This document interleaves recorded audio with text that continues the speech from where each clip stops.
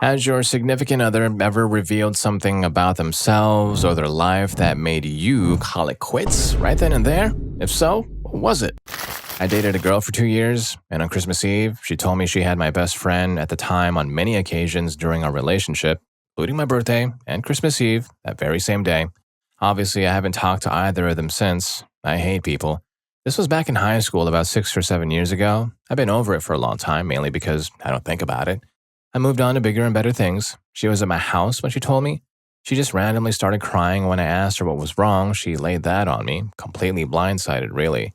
Against my better judgment, I asked when the last time it happened, and she told me it was earlier that afternoon. She kept trying to say that she loved me, but I wasn't having it. I told her to get out. It takes two to tango. You obviously don't love someone if you betray them many times, including on their birthday. Like, immediately afterward, I called my friend to see what he would say about it. I asked him about it, and he just paused for a second and said, "Yeah, man." I told him to go, and I haven't talked to him or her since. Also, to be clear, I didn't burn her presents. I returned it, got my money back, bought some Xbox 360 games, and proceeded to get hammered that night.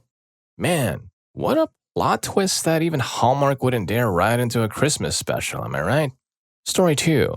So, I had been dating this really sweet, handsome young man for a few months. He still lived at home with his mother while he was finishing up college, and they seemed to be close, almost to a degree that was a little uncomfortable.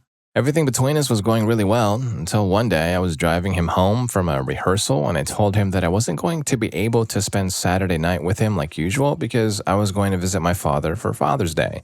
He became very quiet for the rest of the ride to his place, and when we got there, he went straight into his room and closed the door. Now, his mother was used to getting a full report on his day after getting home, and I guess the absence of that part of their routine threw her into a fit. She started screaming at me about how I must have been unfaithful to him because he would never act that way otherwise. After trying to explain my side of things, she kept screaming at me, and so I said, "I don't have to deal with this, I'm leaving." As I tried to walk out, she locked the door and kept pulling me away from it, saying, "No, you can't leave us. If you stay, we can make this all better." I finally got outside where she followed me screaming the same crazy crap, got in my car. I had to gently push her because she was still holding on to me while I was trying to close my door and drove home. I called the guy a few days later to talk about what happened, and he insisted that it was my fault she got upset. I'm done. I've never spoken to him again. Story 3. I was on a date with someone I'd met online. We had spent time messaging and calling each other, the usual, process of getting to know someone before meeting in person. After a month or so of this virtual interaction, we finally decided to take the plunge and meet face to face. She worked for a local charity that was affiliated with a religious organization, and it was clear from the start that she came from a wealthy background. Her clothing hinted at a life of affluence, and she had mentioned that her job at the charity was more about passion than financial necessity. So there we were, sitting down to a dinner at a well-regarded steakhouse. The ambience was pleasant, the food was delicious, and the conversation flowed naturally. During our meal, I decided to probe a bit into her work at the charity. "So, why did you choose to work for the religious charity?" I asked. "Is it because you want to help people who are in need?" Her response caught me off guard. "Oh no," she said casually. "It's the discounts." I was taken aback. "I don't understand. What discounts are you talking about?" She leaned in slightly and explained, "Well, when you work for a charity, everything is tax deductible. I even get some of my rent subsidized. And since I work in the head office, I get to see all the donated clothes before they even leave the office. I get to pick out whatever I want, and they're completely free." And I was incredulous. "Free? How are they free?" And she shrugged nonchalantly. "I'm usually the one there most of the time. Who's to say?" The situation began to sink in. "So, you're wealthy enough that you don't need to work for financial reasons, yet you're exploiting a charity to minimize your tax obligations and taking clothes from them?" She looked at me defensively and said, "It's not stealing. These clothes were donated, and by the time I see them, the charity has no way of proving they weren't mine." Normally, I would avoid confrontation, but this seemed like a situation where standing up for what was right was necessary. "Well, since you seem to have your finances all figured out and clearly have more than enough, why don't you cover the cost of this meal? After that, I think it's best if you get up and leave." I got up from the table and went to speak with the maitre d' at the front of the restaurant. I informed him that I would return shortly to explain the situation, as my date had been quite vocal about the matter. When I came back, she had indeed disappeared. I spoke with the head waiter, recounting the entire exchange and explaining the situation. I offered to pay for the meal myself, but he graciously declined, informing me that the meal would be covered by the restaurant, and that my date would be banned from the premises in the future. It was an unexpected resolution, but at least it felt like justice had been served in some way. Story 4. When my brother passed away from substance, his best friend, who was like family to us, who also has a problem, stole a bunch of his stuff. He and his mother denied it completely, and there was a falling out. It was obvious he came to town with a backpack and left with 2 duffel bags. We didn't know this at the time and found out from the relatives he left with. At one point when our mothers were arguing about it on the phone, his mother told me something along the lines of, "You're just jealous that your son is gone and I still have mine." Now this is a woman who had been friends with my mother since childhood. I even considered her an aunt. And how can somebody do something like that to a person they seem to have cared about their entire life? After our cousin heard she said that, he apologized to my mom about it, but not about the stealing, of course. Story 5. In my high school, I had a boyfriend. We ended up being together for 2 years because every time I mentioned having some space or going on a break or even breaking up, he threatened to harm himself. One time we got in a big argument and I called things off, then he called and texted me about how he was going to harm himself. He said he made a noose out of an extension cord and if I didn't come over then and there, he was going to end it all. I lived about 20 miles away and I had to figure out he was serious because he had a history of being mentally challenged. So I ended up calling the cops. He did have a noose tied, so the cops put him on 72-hour hold at the mental hospital. He convinced his family that he was kidding, so they were pissed at me for calling the cops. They even wanted me to pay the medical bill. It's crazy. His sister still sends me Facebook messages telling me words that would hurt me for calling the cops, even though this happened 8 years ago. People, please don't cry wolf by harming yourself. Story 6. I was seeing a girl for about a week and we ended up going to a club, which is totally not my idea of a fun time, but whatever. She got kind of buzzed, the kind of buzz where you're lucid enough to make sense but have no real filter. She went to the bathroom and when she came back, she started flirting with me. Turns out she went to the bathroom to throw up. So after she threw up in my mouth, I was obviously feeling odd and stopped the session to ask if she had just gagged. She responded with a, "Yeah, so look at me, you're lucky to even speak to me." So I never spoke to her again. Story 7. Dated someone for 6 months, then I found out her best quote-unquote guy friend was really a married man she'd been going with for the past 8 years. The worst part was that she knew his entire family, wife and 2 teenage daughters. I've been asked how I found out, so here you go. She asked me to install some software on her laptop and gave me her password. She'd actually given me her password before, but I didn't snoop because I wanted to trust her. Anyhow, I was bored and curious, so I looked through some pictures and saw some pretty incriminating stuff. By then, I knew she wasn't who she was trying to be, so I also searched her email and found a bunch of emails between them. Yikes! Boredom and curiosity are a dangerous combo, huh? Story 8. He didn't reveal it, but I saw it. I'd come home early from school that day and was curious about where he was. Eventually, I looked in the backyard and there he was, holding my dear 14-year-old cat by the tail and doing something completely horrible. Now, I didn't have many friends throughout school, so this cat meant the world to me. Naturally, I lost it, told him to leave immediately, and then called him out over the phone for a good long while. I just hope he didn't do anything else to my little furry buddy. Yeah, she knows it's time to break up and her boy toy has more in common with the cat than her. Purr.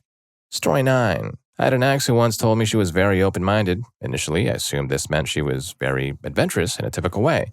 She invited me over to dinner, promising a pleasant evening and dessert. Dinner went well, and while she served me pecan pie, she shared that she had become very open about her life after college and felt that many societal taboos were outdated. To my shock, she then revealed that she had an active, unconventional relationship with her parents. I declined both more pie and further involvement. Her reasoning included, "They have established trust and love. Each encounter strengthens their bond. Societal norms change, and practices once accepted should not be judged harshly.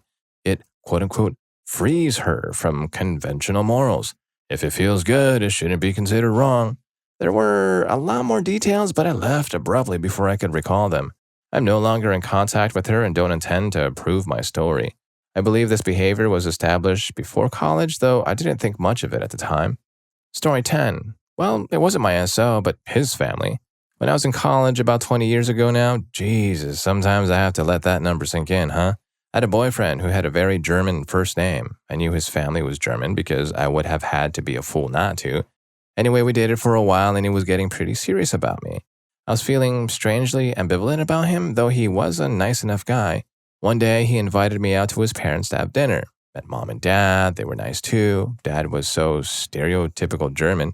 He had on corduroy shorts and sandals with socks, and he told me about being a bicycle racer when he was young. It was all very homey and sweet, and then his dad mentioned being in the SS during the war, an officer in the SS. 1/4 of my family passed away in the Holocaust. My dad is Jewish. I tried to stay open-minded about this, but I just couldn't. I knew that no matter what, I couldn't get serious about someone whose dad was in the SS. I couldn't hang out at their house or be close to his family, so I broke up with him 2 days later. He was a really nice kid, but that was a no-go for me. I know not all SS officers were directly involved with the concentration camps, but pretty much all SS officers knew what the heck was up to at some point. No, I was not in love with him. He was unmotivated and down on himself, though sweet and kind.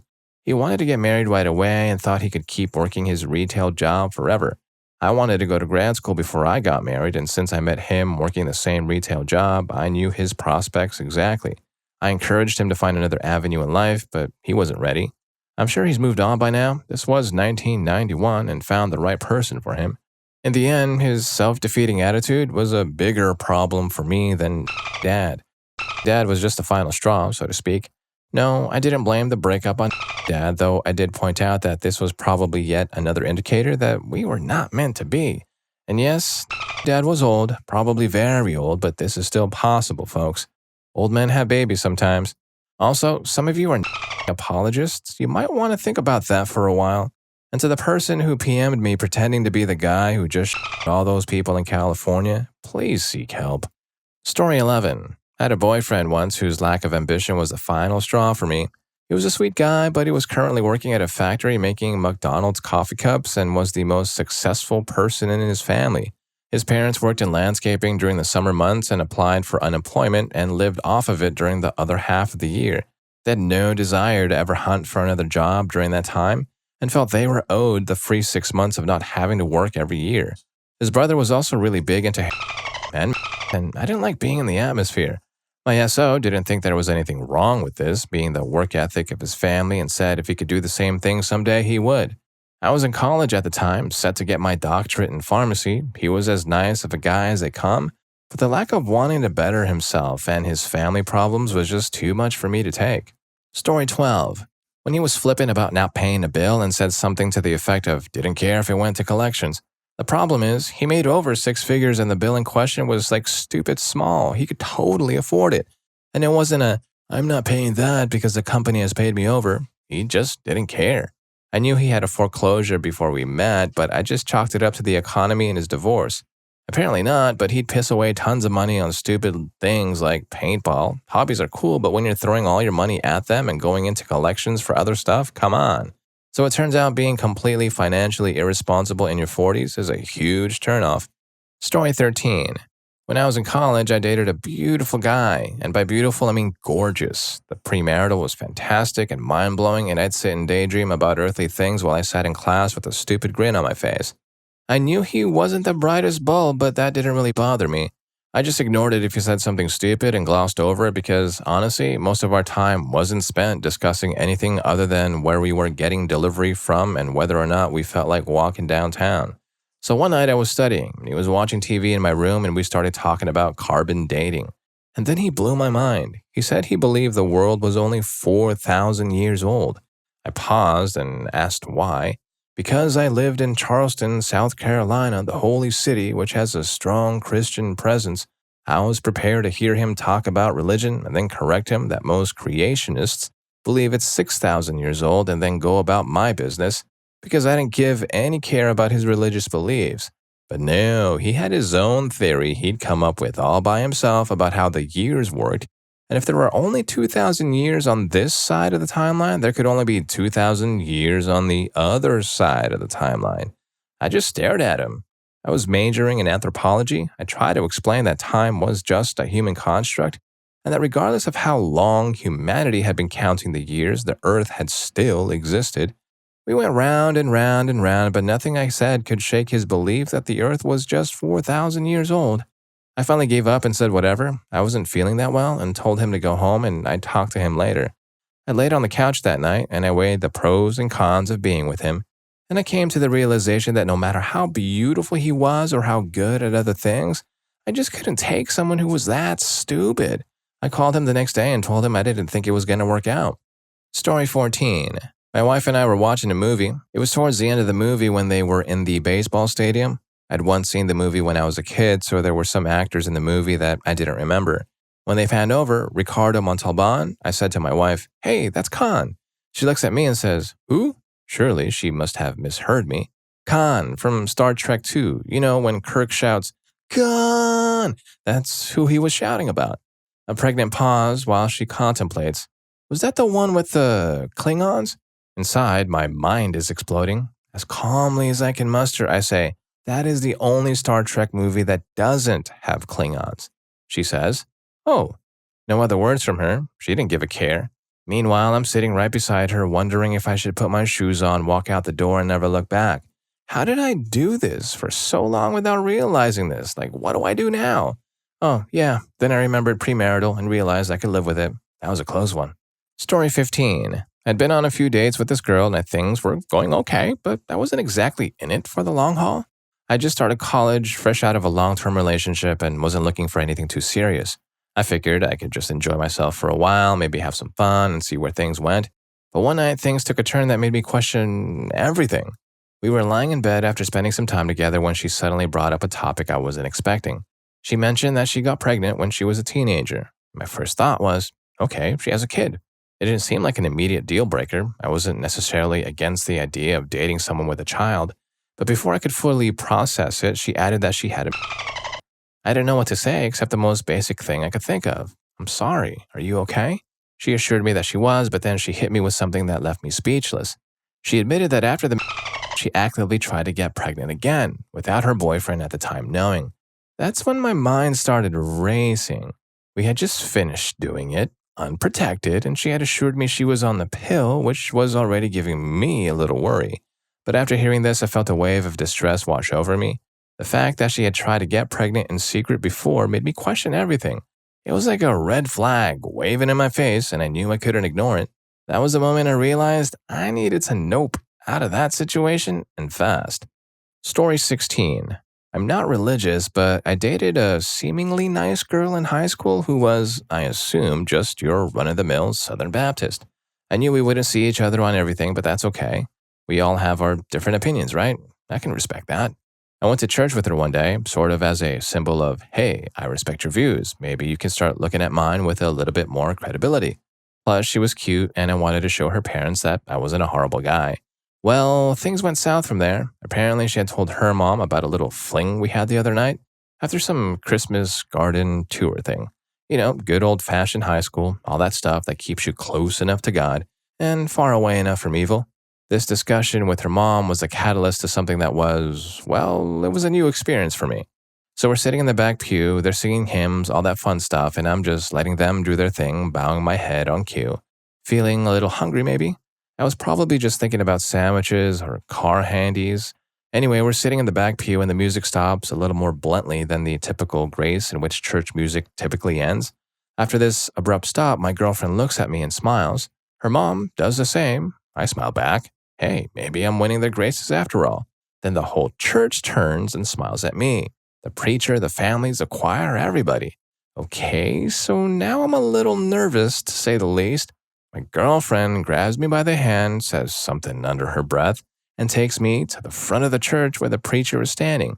Then this tiny little Southern belle gets on about some straight choo-choo. I didn't know people really did the whole talking in tongues thing until that day. So she's screaming and screeching inaudible verses and sounds, and the church starts to join her family walking up to join us. I'm encircled by them at this point, sweating, about to worry. I push my way out while people were grabbing me, volume increasing, pulling at my perfectly ironed plaid button-down shirt that I worked hard on. Eventually I got out, ran to the gas station, and got a ride home from my mom. I didn't tell anyone about that for a while. It was an interesting experience, to say the least. She told her mom about her happenings, her mom told the church, and the church told me stuff in tongues. It was horrible, and an experience I'd like not to repeat again. Story 17. I once met a guy through a mutual friend, and we got along pretty quickly. At first, he seemed like a very well-rounded individual, but as the relationship progressed, red flags started to pop up here and there, one being prejudice against some sassy men. He loved masculine girls but would go off on hateful rants against men who were into men. But in a hammered gab session one night at a party, he told me that he had been involved with more than 30 guys. He would intentionally cause them to fall for him and proceed to do it with them. He did this just so he could humiliate them publicly about what gets them off. As I stood there, mouth agape, dumbfounded, he saw a sassy man couple walk into the party. He stood up abruptly, threw his drink at them, and started yelling any and every profane and degrading name he could think of, and proceeded to try to strike one up simply because he had a boyfriend. I got out of there as quickly as possible. It wasn't even a legitimate breakup. I never tried to talk to him about it. I just broke all contact with him after that and haven't looked back since. Story 18. It wasn't the quits, but it was close. I told him if he ever tried to talk to me about it again, I'd leave him. I expressed that I'd never be willing to explore that, being in a diaper, or him being in a diaper to any extent, ever. This wasn't what made me so locked down about the topic, though. When asked if anything turned him on about it, he said he felt good by the prospect of humiliating me. He wanted to make me feel degraded because it was attractive? Yeah, somehow I'm really not surprised that he tried to force me, so in a way, I guess it was that thing that made me leave him. Story 19. I was seeing a girl I'd met on some dating site, probably LDS singles because I was still Mormon at the time. We'd been dating about 3 months, minus a week where she was in California for something unspecified. Suddenly, she decides it's confession time. It's not her first time doing that stuff. Remember, we were Mormon. Doing it before marriage was a big deal. I understand her perspective. I'm still a frustrated, inexperienced man who desperately wants to finally have a relationship. However, my experiences have been limited to dating Mormon girls who often profess that they want a meaningful relationship with me. They'll discuss their past relationships openly, but then insist on refraining from any physical activities until marriage. This creates a barrier for me as they emphasize that we need to wait until we're married in the temple to engage in any physical affection. It creates a sense of being held at arm's length and reinforces my feelings of bitterness and disappointment. This pattern of dating has been consistently frustrating. So I'm like, okay, whatever, we'll work through it. When did it happen? Well, remember how about 2 weeks after we started dating, she went to California for a week? She was actually engaged to a guy when we met, and she was flying out to meet him. He doesn't even know we've been dating. Story 20. She told me that I should come over to her house for pizza and a movie. She mentioned that her mom might be there, but that we wouldn't be bothered. Things weren't that serious between us, so the stipulation about not being bothered was a comfort. As I'd just been out of a 3-year relationship, I had no plans on having official parent introductions anytime soon. So I get there, and our casual pizza and a movie date is actually a sit-down meal with her mother, father, stepfather, stepfather's best friend, and my date's best friend with accompanying infant and child. I get through it, with the family apparently loving me, and her father saying, "You'd better treat my little girl right, but I know you will. You seem like a really great guy." That, coupled with the, "I have to stop myself from saying I love you. You're the first guy I brought home to my parents in 3 years." Her IBS and mentally challenging episodes. Just as well, since she stalked me a bit and would drive out of her way to wander the small mall right next to my apartment complex, letting me know that she was waiting for me after I told her that we were done. Even when I agreed to just be friends, to make it easier for her, she texts me things like, "My hands are shaking." Okay, I bite. "Why are your hands shaking?" And she replied with personal information. "Is this something you would share with all of your friends?" I asked in complete disbelief. And she would just reply with a wink emoji. She was cute and amazing, but she definitely didn't hear me when I told her I needed to take things slow. Story 21. In 2006, I was dating a friend's sister and I got his approval beforehand. For about 4 months, things were going pretty great. We were around the same age, we worked in the same industry, which is entertainment media in Los Angeles. We got along great with each other's friends, had great conversations about all manner of topics, and all in all, it was looking like the beginning of a great relationship. Then there was a surge in the battle between Israel and Palestine, to which she flat out told me that all the Palestinians should leave the earth. I asked her if she was serious. She confirmed. I told her I can't be in a relationship with someone who advocates extermination. It bears noting that their family was Jewish and she spent time in Israel throughout her adolescence, though her brother did not. I should have known better when her brother, who was my friend, told me, "It's your burial. in response to my request to date her sister. Story 22. I dated an extremely wealthy girl as well for a while. She loved me. I didn't love her, but I did enjoy living the lifestyle for a while. I'm from a well-off family, but this level was like ridiculous. On top of feeling out of place at many of the events whose attendees had no sense of reality, I knew it wasn't going to work out when I went to one of her family's houses in upstate New York for the weekend. They had people clean and cook for them, all of whom spoke Spanish, not a big deal as I'm half Cuban and her mother was Cuban. But I came and mentioned to her after dinner one night. Gloria gave me a weird look that I was cleaning my own dishes. My ex gave me a kind of a puzzled blank look. Thinking I said something wrong, I asked, "Her name is Gloria, right?" Again, another blank look. "You don't know her name, do you?" She shook her head and said, "No." Story 23. I woke up at 3:30 a.m. one morning to my girlfriend mumbling strangely while rummaging through drawers. It went something like, "What are you doing? It's early." And then she gets all loud and angry. "I'm looking for the key, Josh, for the universe. I have to go now and it's not here." Sticks one arm in the air and keeps digging in the drawer with the other. "If you aren't going to help, Josh, look, just go to the barn. I have tools there. I need them now." And I was confused. "We don't have a barn." I went down here from there. She had a mental break.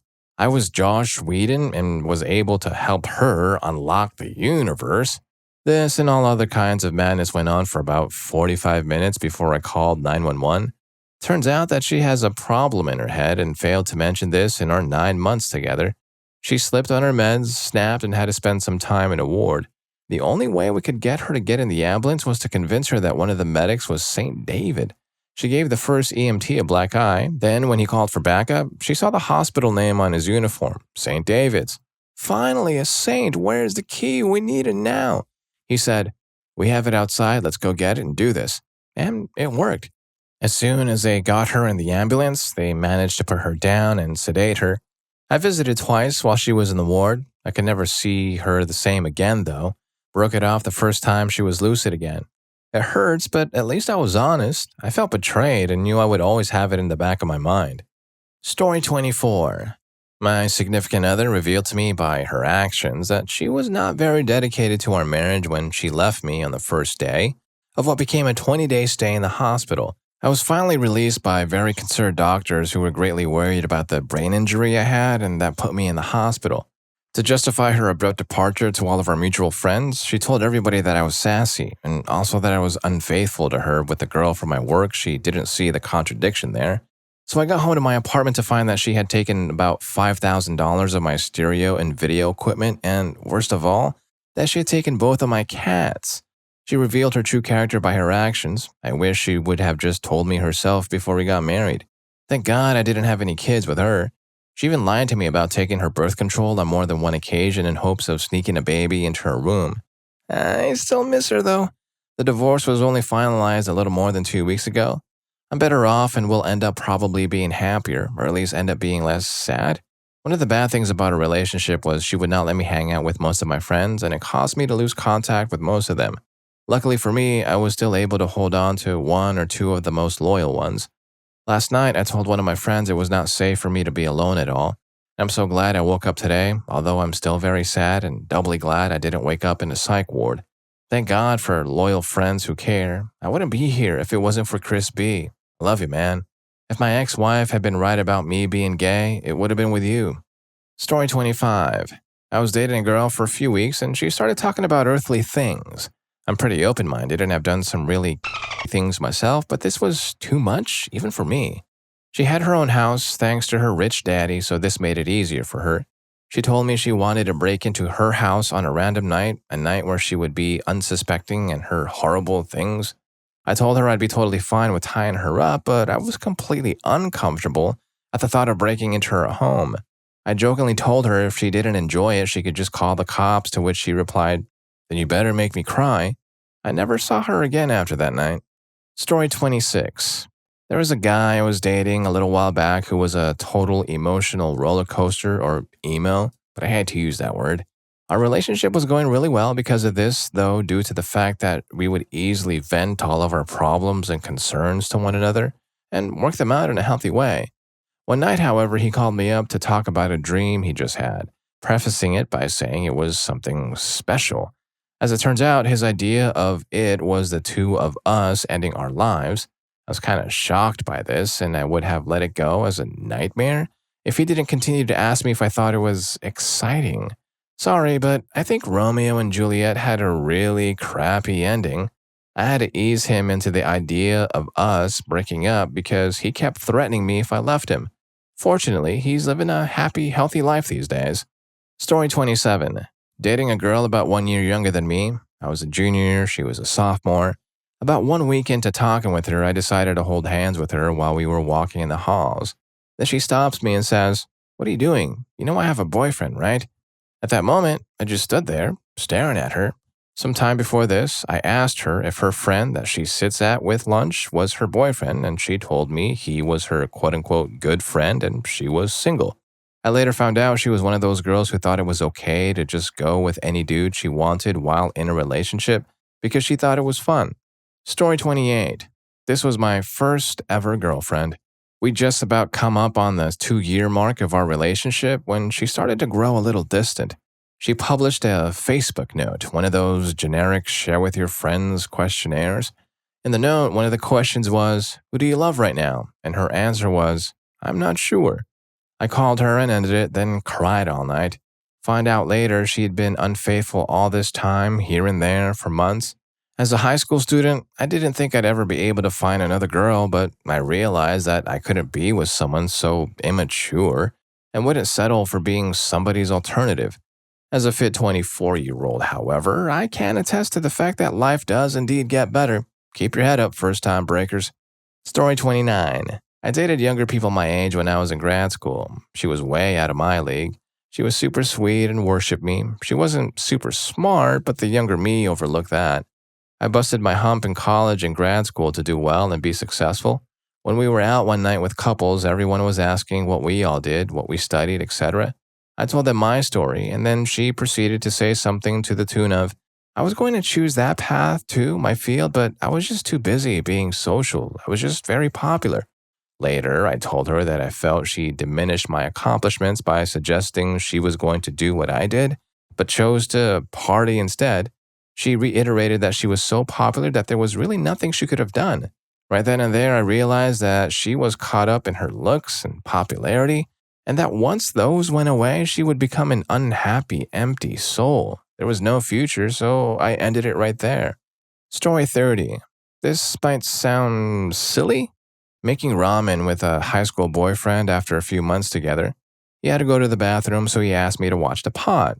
It started boiling over, so I took it off the burner and used a fork to break up the soft noodles. He came back, furious with me, and pushed me, yelling about the correct way to make ramen. He hurried to care for his ramen, and I put my shoes on. He asked me why I was leaving. He assured me the ramen was fine and that I shouldn't leave because I was embarrassed about almost ruining the ramen. I tried to find the right words for why he was wrong, but I was pretty scared and just wanted to leave, so I left. Later broke up with him over the phone and avoided him at school. I liked him a lot because he was so quiet and really seemed passive.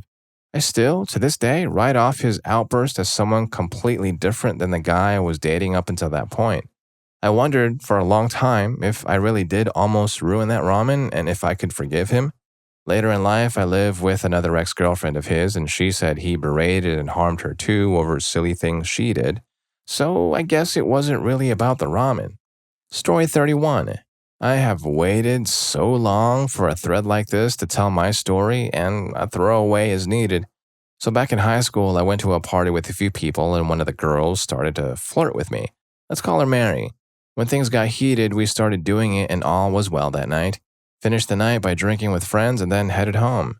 Then Mary gets on MSN Instant Messenger and she said she wanted to be boyfriend and girlfriend. I sort of tried to avoid it as I was not really attracted to her and it was just a heat of the moment kind of thing. Mary then took our conversation as, "I wanted to be boyfriend and girlfriend with you."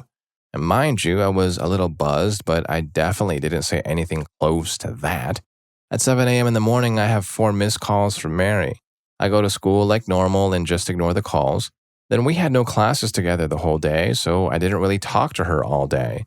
Mary then called me 3 times during class, could not answer them, and then called me over and over again. I go to the bus, trying to avoid it and talk to her that night to make it clear. I then gave her a call at around 8 and she started talking about us being together. Before I could say anything about what I felt, I heard a phrase she was saying over and over again. I can't quite remember the name she was saying, but I'll replace it with Tom. Mary kept repeating herself saying, Tom, Tom, Tom, I'm so sorry. I was in shock. I just stayed quiet and kept asking her if she was all right. And she did it again, Tom, Tom, Tom. Then all of a sudden, she snapped back into reality and started talking as if nothing ever happened. As I am now scared out of my mind and just in shock, I kept talking to her over the next hour or so. It turns out she had talked to a psychologist about this and regularly takes medication regarding her mental problem. And that is all she told me. I get off the phone without mentioning a word as I'm scared to tell her I do not want to be with her. She calls over and over again, text message after text message. It got so bad she was sending me like 40 texts in a single day.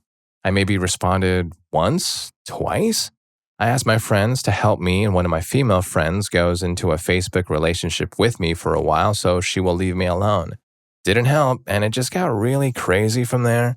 Fast forward to the second night, and I tell myself, okay, I have to be nice and tell her how I feel about not wanting to be together.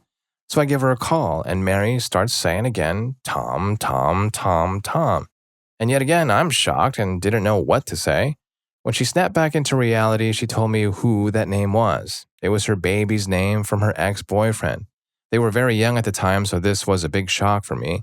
I was in even more shock and was mortified at what pain she experienced. I feel so bad for what happened, but I just ended up not talking to Mary and avoiding her. Eventually, she understood what was happening and let me be. I know I could have acted a little better, but I was a teenager and it still brings chills down my spine when I remember this. Alright, if you've learned a thing or two and have enjoyed the video, please don't forget to hit that like and subscribe button for more videos just like this. And if you like these stories, here's more for you because YouTube thinks you're going to love it. I'll catch you in that video, and thanks for hanging with me on this one.